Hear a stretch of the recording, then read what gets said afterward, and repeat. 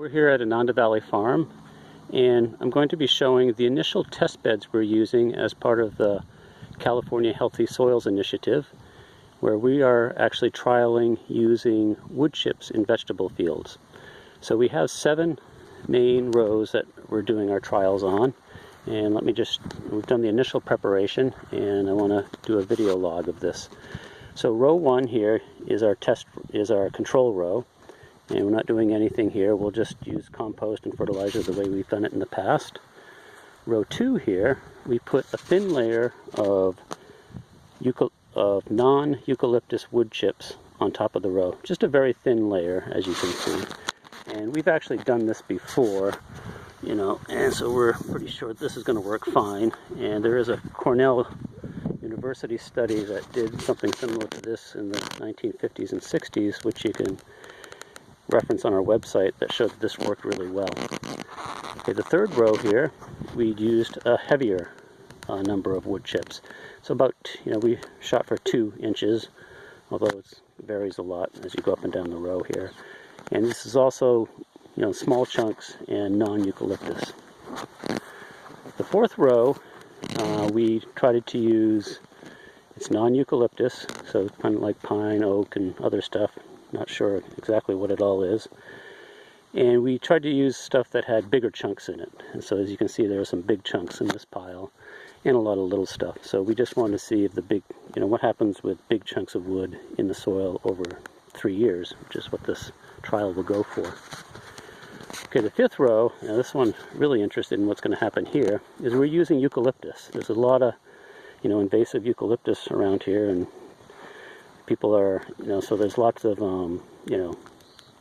chips available from eucalyptus trees.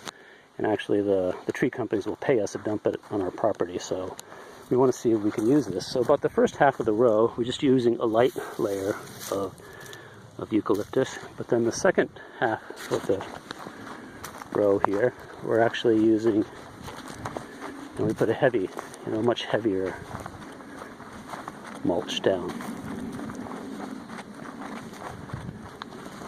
So you can see here, I kind of dug up. We actually got 4 to 6 inches in places of eucalyptus chips. And these are all fresh chips here, these eucalyptus. So we really want to find out, is it possible to use fresh eucalyptus chips in the ground and get a good crop the first year, or see how much it actually, stunts the growth of the plants. Okay, row 6 here, we're using.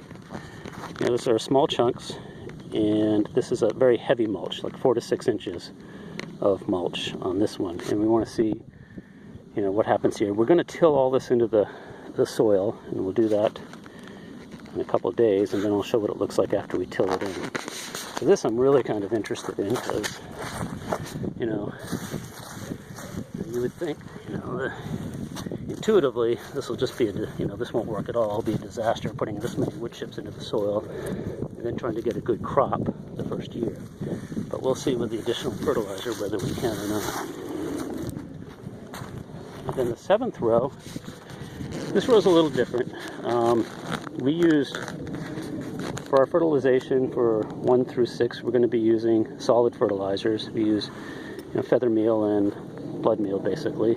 That's all we need in our soil.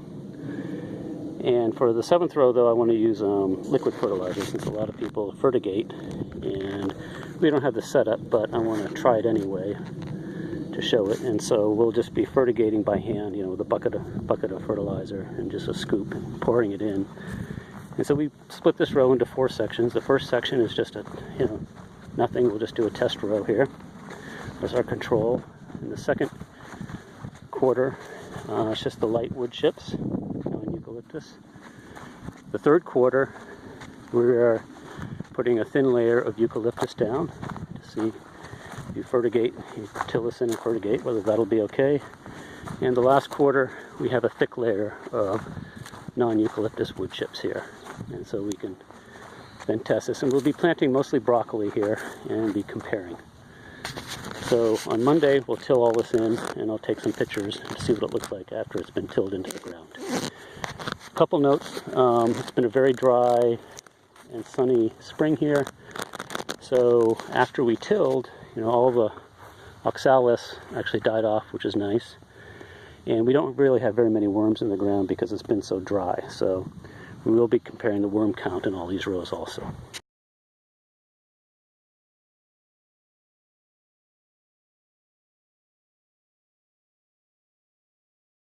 Putting fertilizer on the test beds before we till in the wood chips. In the first, each rows 2 through 5 are all split into 4 sections. The first section is getting 4 cups of organic fertilizer, and it's basically a 1300 made from blood meal, feather meal, and something they call meat meal, and then the second, for the initial ones, the second section is getting nothing. The third section, we're actually going to put 1 cup of urea. And I know this isn't organic, but then for this trial project, we thought it's important to see what the results with urea is in a small section, and what happens to the soil biology and the worm count when you do that.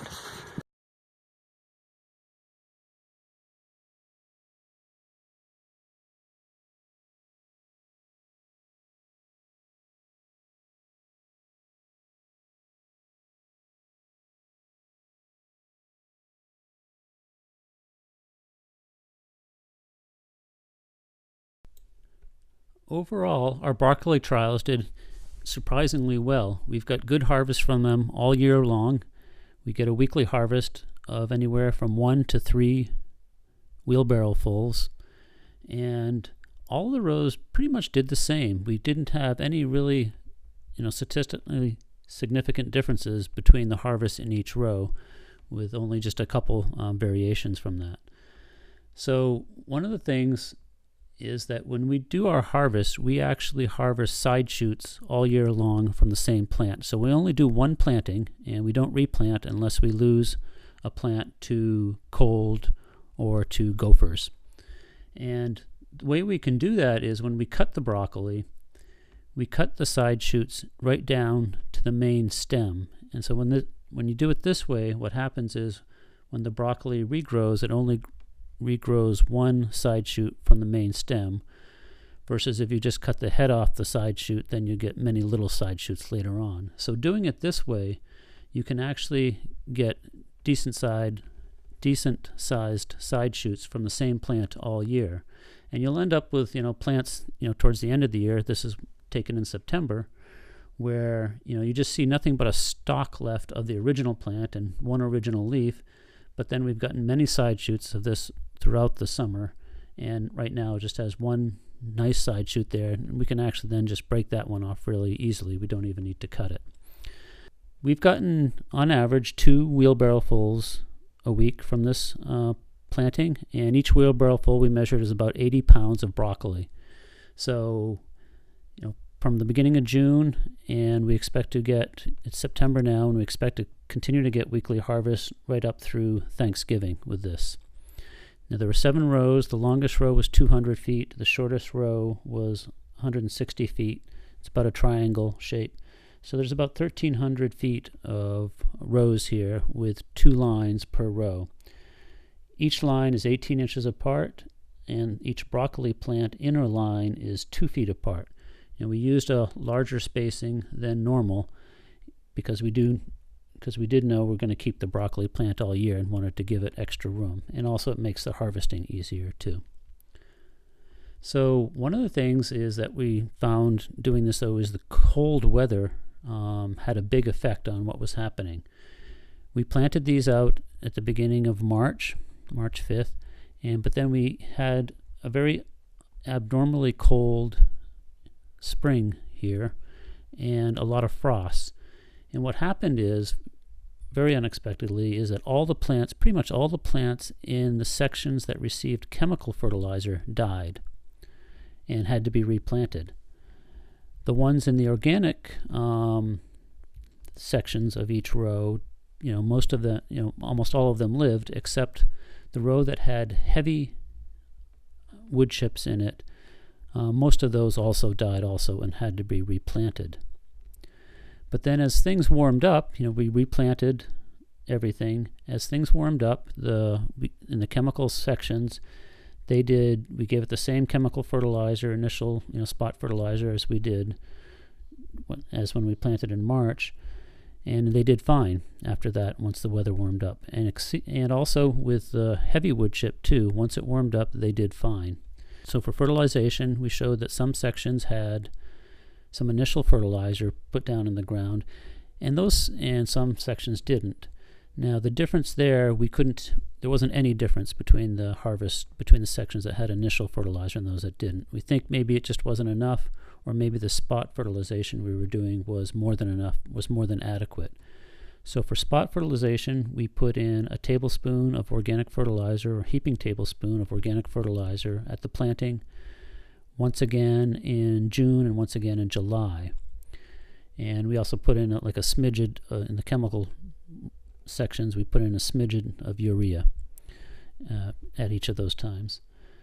Then row 7, we just used liquid fertilizer, and notice that row was just doing the plants really liked the liquid fertilizer we were using. And so in September now, what we did is we gave every plant in the whole field spot fertilization of about 2 tablespoons of liquid organic fertilizer. And interestingly enough, what we saw from that is about a week later, a week and a half later, just noticing, going through and harvesting and noticing the growth, is the plants that responded the most was the plants in the heavy wood chip rows, non-eucalyptus heavy wood chip. And it was really quite stark. They had much faster growth, side shoot growth than all the other plants. And this was mostly pine and oak and some other varieties of trees that were in here. So it was, so the rows, so to get the fastest regrowth actually happened when the weather was warm. We had 4 or 5 inches of wood chips tilled in, and we gave it a side dressing of liquid fertilizer. November 4th, 2018, quick walk view.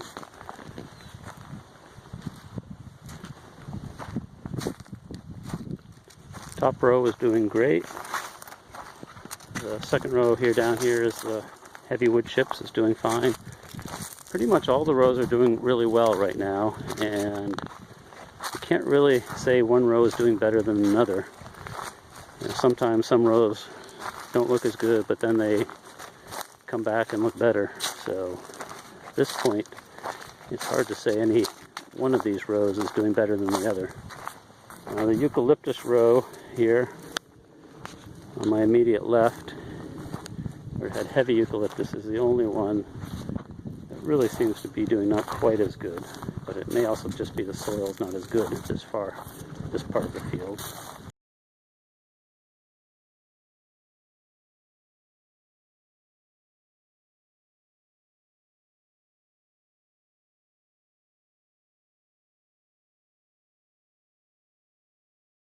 Here's a top row here, had medium wood chips. The one on the left downside had light wood chips.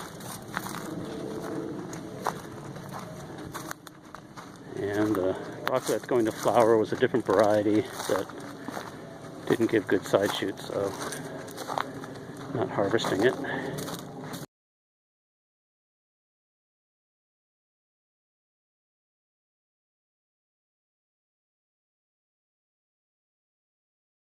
And the bottom row is a control row. For a while there I thought it wasn't doing as well, but now it seems to just be that the side shoots came back strong and seems to be doing as good as all the other ones. Last week we had a really good harvest out of this row. And just to show these, whoa, these are the kind of side shoots that we like to see here. Just looks like almost a full head. Pick that off and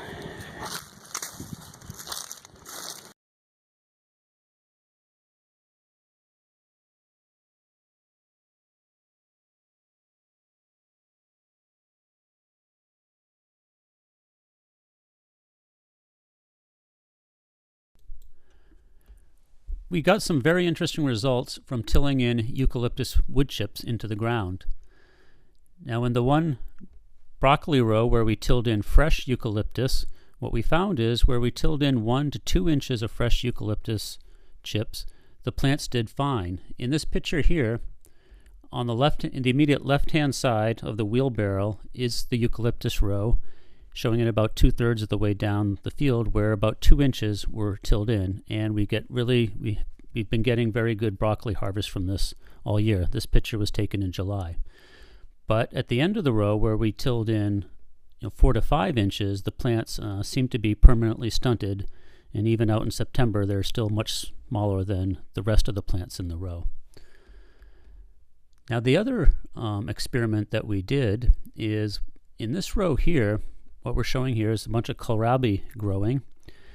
Now, this was an interesting row. As last year, we put a thick layer of fresh eucalyptus chips, 5 inches, as a mulch, and then we planted Swiss chard transplants into it, and they did very well. This was planted in July after it had warmed up, and then we left it over the winter, and in the springtime we tilled in this all the eucalyptus mulch here, and then we planted this kohlrabi, and this was actually planted in May here, and then it was harvested in August, and it did very well. So we tilled in 5 inches of aged eucalyptus mulch, and it actually helped out the plant growth here.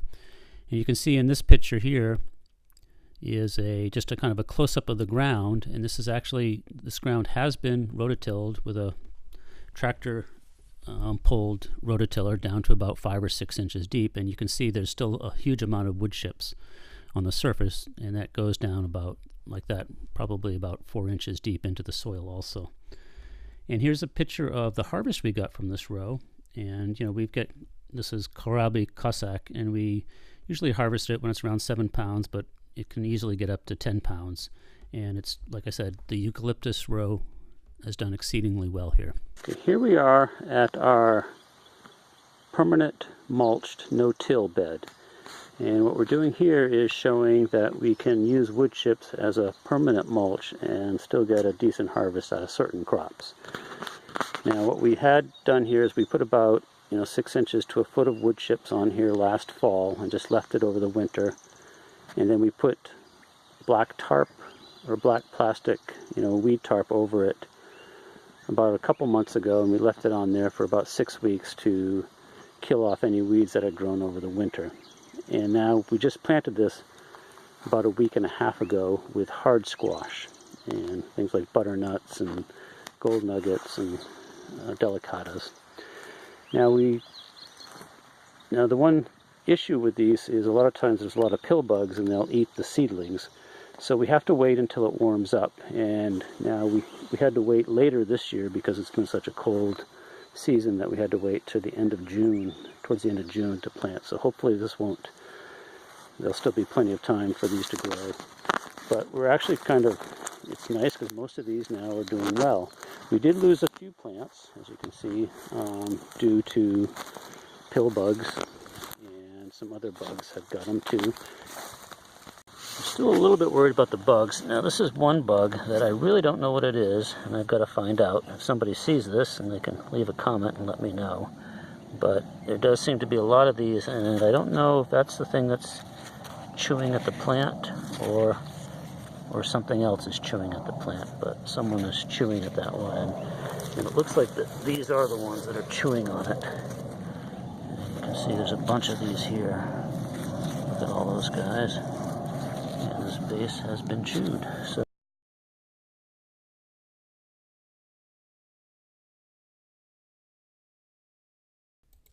throughout the rest of the field, we did place a 1-inch layer of wood chips down to see if they would negatively impact any of our other crops. So we put this 1 inch of non-eucalyptus chips everywhere except the rows where we did direct seedings of beets and carrots. And you can see in these pictures here that we did very well. Luckily, it didn't impact any of our harvest. In fact, many people commented it was our best year ever, and there was a noticeable qualitative improvement in our crops this year. And this went for all the ones, both in the field and ones that we had in the high tunnel. And these pictures here just show what we have harvested and ending up with, a typical CSA box that we would ship every week throughout the season.